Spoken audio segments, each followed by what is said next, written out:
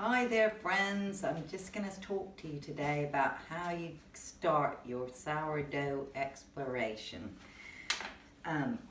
I would advise on not trying to make your starter from scratch because there's enough of us around now. We can share our starters and you can avoid the 6-day journey to making that you have to spend whilst making your starter. So I've got plenty of these sort of small jars of starter. If you need any, just give me a call. But this starter was used to make bread 48 hours ago. So it's had a day of rest on my kitchen counter. And now I'm going to refresh it again. So I'm just going to get the camera to zoom in on it so you can see what it looks like. It's got tiny little bubbles and it's probably, fairly live, but it's not live enough to use without refreshing it. If I decided I didn't want to bake today, I would put it in the fridge and wait until I wanted to bake later in the week, and the day before I would pull it out and it'd be just like it is right now.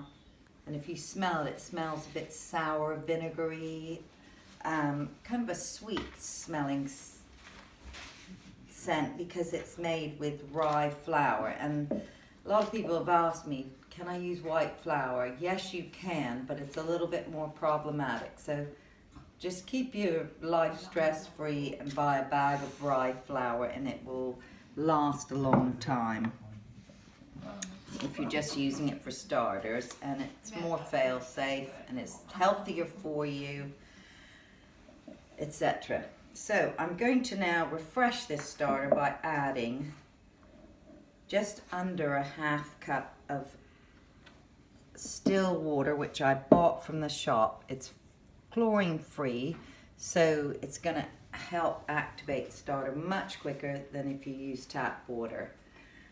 It'll double in size and do all the things I want it to do without failing. So if you don't want to do that, you'll have to fill a jar up with water and let it stand for 24 hours for all the chlorine to escape. And then you can pour it in a bottle and start using it for making starters. So I'm going to pour that in. Just dry the cup out. I like using cups, but you can use grams, and I would advise 50 grams of water and 50 grams of the flour. So I'm then going to fill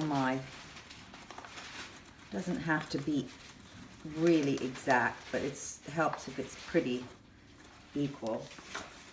Okay, I've got my rye flour and I pour it into my jar. And then I'm going to whisk it up with a fork. Get lots of air in it because you also need carbon dioxide for your starter to help it live a good life. So after about 30 seconds of sort of whisking it with a fork, I'm then going to put that in there. Put the lid on the jar, but not seal it. Just sort of have it a bit loose there. And I'm going to take it over to near my radiator, not on the radiator, but just a warm place where you might have an airing cupboard. If you do, that's brilliant. I don't, so I'm just going to put it over by the radiator and then come back to it about 3 hours later to start my baking.